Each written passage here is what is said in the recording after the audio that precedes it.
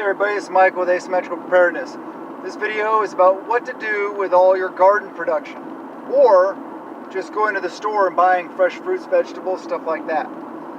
But first, if you guys like the channel, please subscribe, hit the like button, comment below, ring the bell notification thing, you know, all the things you guys do that rock to support the channel. I thank you and I appreciate it very much.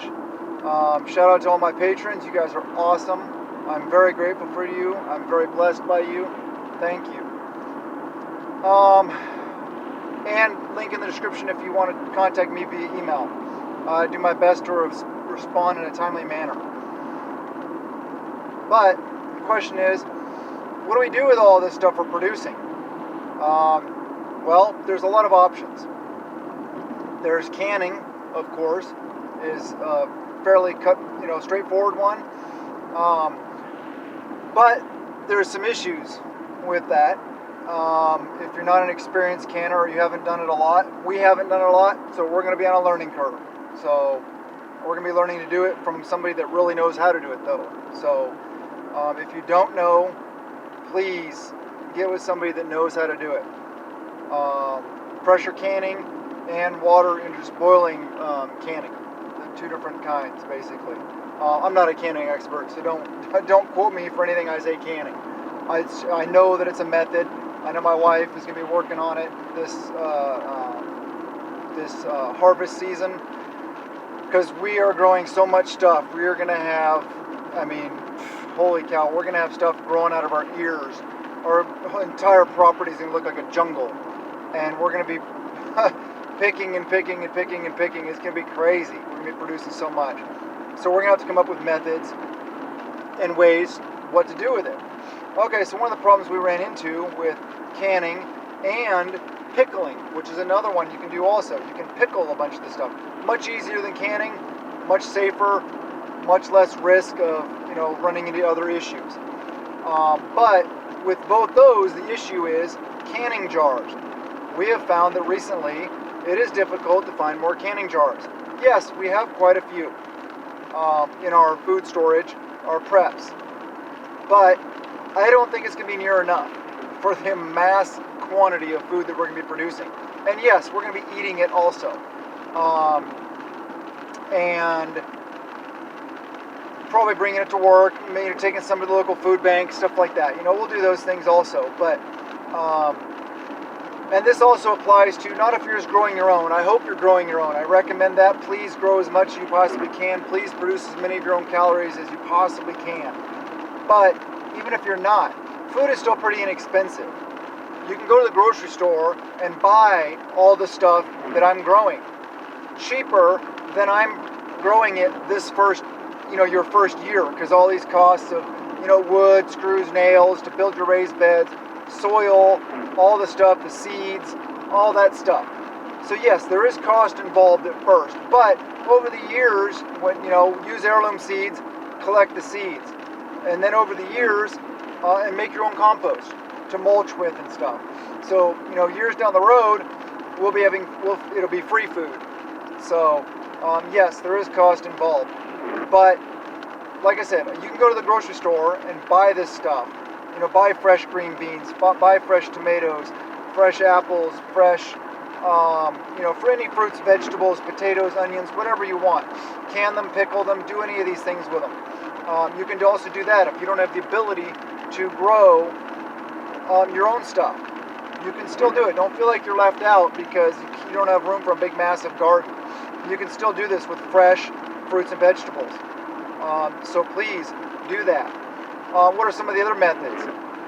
Awesome one, but expensive to get into, is the Harvest Right freeze dryer. Awesome. A buddy of mine, subscriber on here, Captain 077, he has one. He's awesome. And those things are awesome. So I may be trying to coerce him into maybe using it this season also, if I can trade him a bunch of fresh fruits and vegetables for the use of it or something. I don't know. We'll see. Also, dehydrator. You can dehydrate some of the stuff. Like fruits, dehydrate pretty easily. I'm not going to go into depth about every single item and everything we're growing and what is exact, methods. You can use dehydrator though. You can use dehydrator. You can freeze it. I mean, throw it in the freezer. You know, some freezer bags, throw it in the freezer. Or vacuum sealer, use vacuum sealer bags, throw it in the freezer. But we don't like to have, I mean, we have full freezers, but we don't like to have our freezers, you know, have it all go in the freezer, because what happens if the grid goes down? Then, yeah, you can still eat that stuff, and it'll stay frozen for a little while, you know, depending on how much is in there, how well packed it is and stuff. But it is a short-term thing. You guys understand that. We need some longer-term food storage also. So that's where some of these other methods come in. What are some other methods? Like salting of meat. Salt meat, you know, salt pork and stuff, you've heard of that. There's different, you can salt different kinds of meat. You can make jerky out of it by dehydrating it. There's lots of different methods for that also. You can can meat. Also with like beans and rice and stuff like that, you can dry can it. Or you can cook it and wet can it. It's up to you. There's probably other methods of, oh gosh, my brain, of getting your stuff, preserving, that's the word I'm looking for, of preservation for your food for long term that I don't know about, or I'm just forgetting right now. But those are some of the big ones. Those are some of the basics. And like I said, you don't have to have a garden. You don't have to be producing this stuff yourself, although I highly recommend it. You can be going to the grocery store and buying it and doing it yourself. Also, like potatoes. Buy extra potatoes, sweet potatoes, onions, carrots, all those root vegetables, turnips, radishes. You guys know all the different root vegetables. And if you have a root cellar, put them in that. If you have a basement, if you have anywhere it's cool and dry, as long as you store them properly, you know, you can get a big container filled full of sawdust, put them in there. There's different ways to do it. Buckets, you know, just different things. Or you can leave them in the ground for a period of time. They all have different lengths of time that these methods of storage are good for. As long as they're cool and dry, though, they'll last a long time. Potatoes and sweet potatoes should, if stored properly, last until your next growing season, so that you can use them for seed potatoes.